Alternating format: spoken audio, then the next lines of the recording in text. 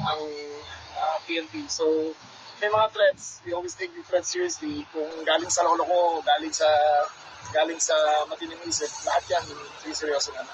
May inaasahan ba tayong numbers of rallies? Wala monitor kami buong gabi. The most we had was maybe 100.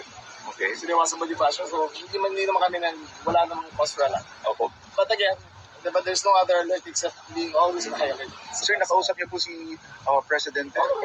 Anong Sabi niya, take care of the situation. Ayun lang, hindi naman siya nagka-panic. Sabi niya nga, take care of the situation, make sure that no one gets hurt. So, kaya dito sila. Your message to the rally, sir?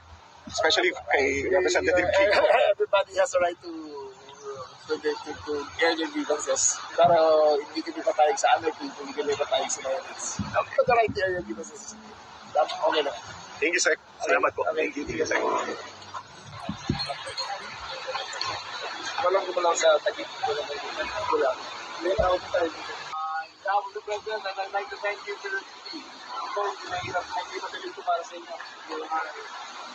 Extending beyond the call of service. But nevertheless, we protect everyone. We protect the rich, we protect the poor, we protect everyone. This is your duty. It is our duty. Remember, I am here. I am with you. And I will always support you. Kung nangyari dito, huwag kayo mag-aalala. Hindi ko ako sa likod ko. Sagot ko kayo lahat. Lahat ito yung sagot. The PNP has to be professional. We will deal with everything as you were trained, as your own. Are you ready? Are you ready? Yeah! Okay. Please, magmasid kayo buong gabi. Ito na kayo. Makakuha kayo ng slapper. Sa Forbes Park yan. Kasi isa si DILG Secretary John Vic Remulla na nakatira sa Forbes Park. Yan subdivision. Private subdivision ng mga mayayaman, negosyante, mga politiko. At isa siya sa mga nakatira dyan.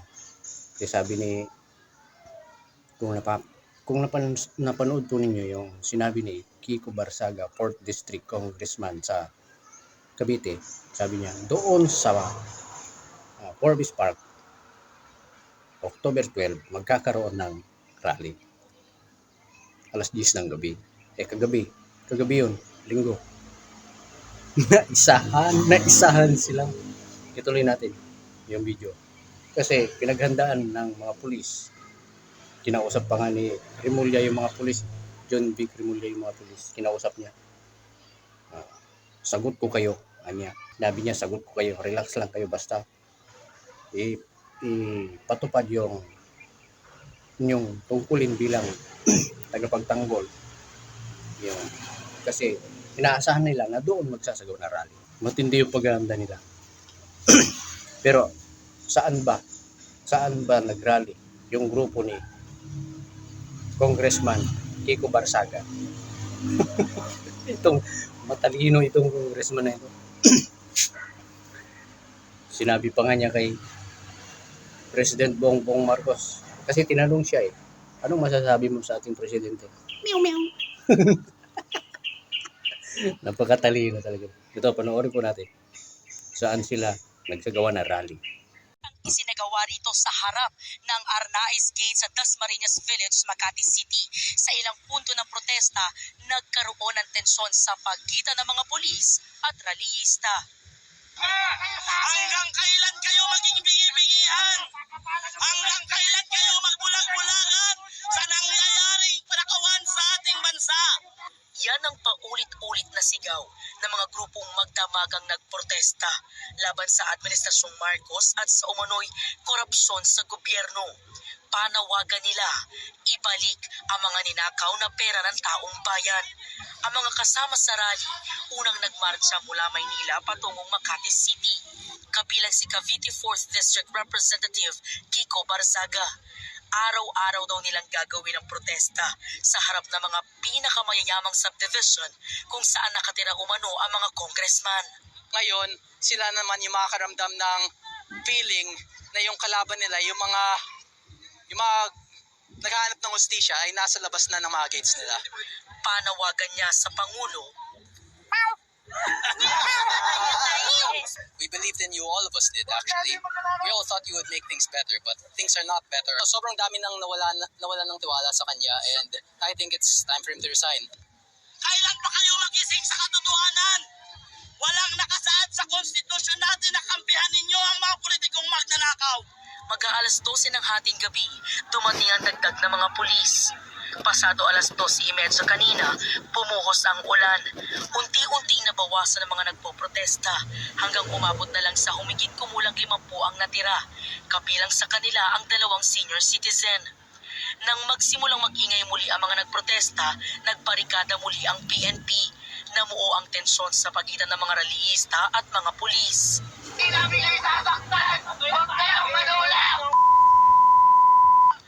Ayon sa PNP, humigit kumulang 200 pulis ang nakadeploy sa magdamagang protesta ng nasa 200 rallyista. Marami na talagang nagagalit ng mga taong bayan, mamamayan, dahil sa issue na flood control. Tapos inuuna pa yung mga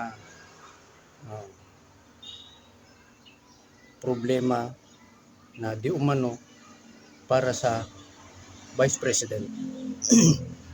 Kasi sa ombudsman, yun ang nakikitang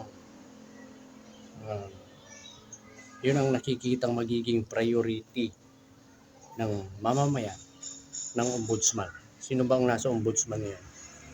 Si dating DOJ Secretary Crispin Remulla.